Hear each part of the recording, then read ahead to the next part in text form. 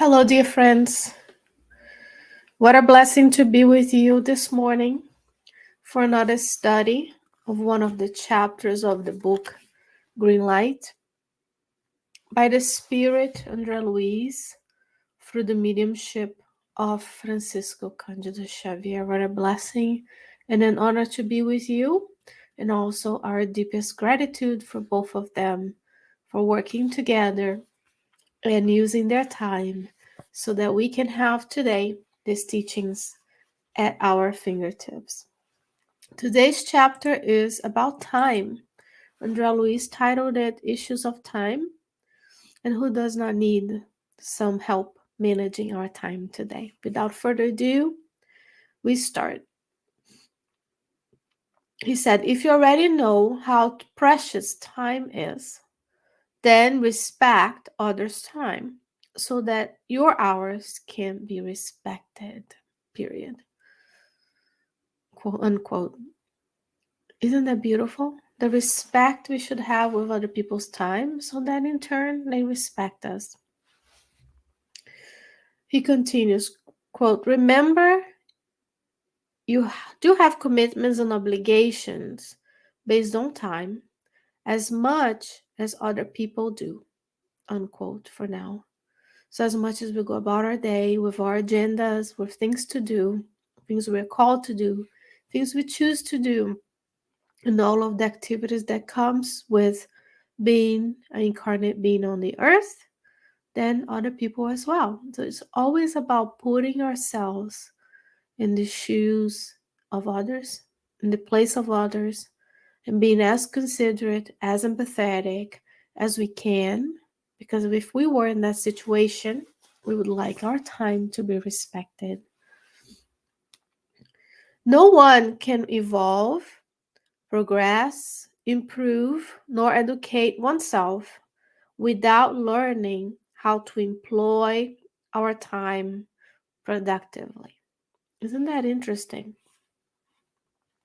When we manage the 24 hours we have in this planet, then we can better evolve, progress, improve, or educate ourselves. Because after all, this earth is a school for the souls.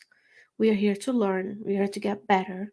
We are here to redress our mistakes of the past and learn how to acquire the immortal qualities of the spirit. He continues, be concise with any requests, unquote. How many times people come to us and they ask us something, we don't know what they're talking about, they're going on and on and on, we still don't know what they need of us. So he's saying, when you are asking someone to do something for you, be concise. Give them straightforward directions. I would like you to do X by this time, and here are the tools that you can use. And of course, friends, we add in please, thank yous. We add in, can you do this for me? Wouldn't it be so wonderful if our center could do X, Y, and Z? And then we engage people. But when we get to request something of someone, we need to be concise. Why is that? He says, quote, those who have plenty of time to talk without needing to talk can clearly be enrolled in a school or course in order to perfect themselves in the superior knowledge, unquote. So we find ourselves just chatting for the sake of chatting, just seeking out people to bring in conversations or activities that are not fruitful to ourselves, and more importantly, what you do affect others for the community around you. Then he says, enroll yourself in a school, in a course. Nowadays, this is easier because you can go to many institutions and make their courses available online, many of them free of charge. You have, for example, MIT open course. You can take college courses at your house free of time. Those classes are recorded. You can read a book. You can go to the library. You can use Coursera, LinkedIn. Those are brands that come to mind that have courses that we can take if we find ourselves in this situation. He would go deeper now. Quote, time and work remove preoccupations from your way. However, time without work creates boredom, which is always difficult to deal with or to carry with us. So when we are fully engaged in using our time, working and doing things, remember the law of work is a law in the Spirit's book. And work is also any useful activity. We're not just useful for my pleasure, for my enjoyment, but useful in the grand scheme of fulfilling your role within the society, the law of society. We are here to help one another. We are here to serve one another. We're not here on the earth just to enjoy. And there's so much need everywhere we go that we could definitely put some work into the free time that we have. A common type of true unhappiness is to have plenty of time to believe yourself as an unhappy person. So when we spend time without useful work, without useful activities, squandering time, wasting time and the resources that the Lord has given us, then we're not being fulfilling the will of God for us, which is to be productive, to evolve, to improve. That all comes with time management.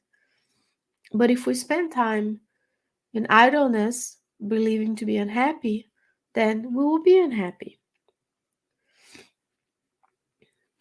If you take most of your time to improve yourself,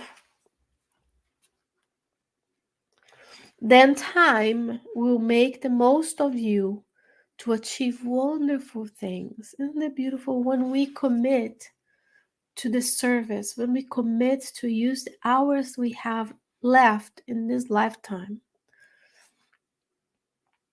The spiritual world, the true home can call us anytime. God can say, your time's up.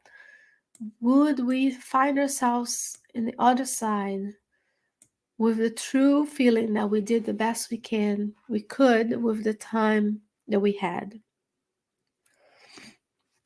Because when we take the time to improve ourselves, then time will make the most of us to achieve wonderful things. He says, observe how much work can be done in half an hour, unquote. That's very important to notice how many times we spend half an hour, scrolling through feeds, using the weapons of mass distraction that our world has today, including the devices that are bringing these teachings to you. I'll be right back, friends. Just 1 second.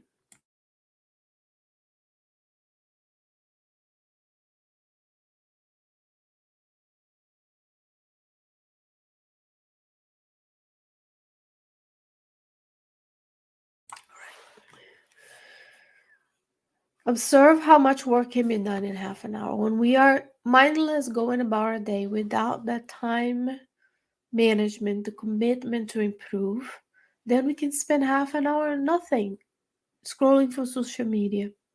But in half an hour, you can start today. In half an hour, you can meditate.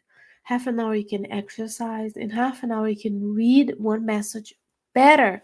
You can translate a message a day from a book that you like and post and be sharing the good news of the Christ in a different language. He says, how much work can be done? Observe how much work can be done in half an hour. If you're struggling to look at our week and feel like we have so much to do, we can break down our days, each and every day in half an hour increments. And then within each half an hour, so much can be done. These are the words of Luiz, but also in his books. Look at how much work can be accomplished when the spiritual aid missions come to the earth to help us, not only in André Luiz books, but Manuel Filomena de Miranda's books on the planetary transition, for example. They come at night and they help us, and we can go and help them at night, half an hour of our day. There's so much that can be put in there. So this is why it's practical tips to moving forward with our evolution. And last but not least, he says, those who say that time only brings disillusions are those who have not done anything other than delude themselves. We can have so much joy and gratefulness for each and every minute of our days and lives. We don't know when we'll be called back into the spiritual realm. So I hope that today this chapter has helped you understand the importance of time management and looking at your time in such a rewarding manner, in such a productive way that you can start changing many aspects of your life, of our lives, half an hour at a time. This goes hand in hand with the book Spiritist Conduct. There is a chapter on time management as well. If I can find my video on it from the Spirit Society of Richmond, I'll tag along. I'll put down the description box for us in the Spiritist Conduct book. And you can also find all of the chapters of the book Spiritist Conduct printed on the Spiritist magazine. Each issue contains one chapter of that book, Spiritist Conduct, as well. Dear friends, thank you so very much for the honor and the blessing of having you today joining me in these studies. I hope you can make the most out of your time today and every day of the week. God willing, we'll be back with you another time, another week with another chapter from the book Green Light. May you stay well. May you stay safe. I'll see you soon. Bye-bye.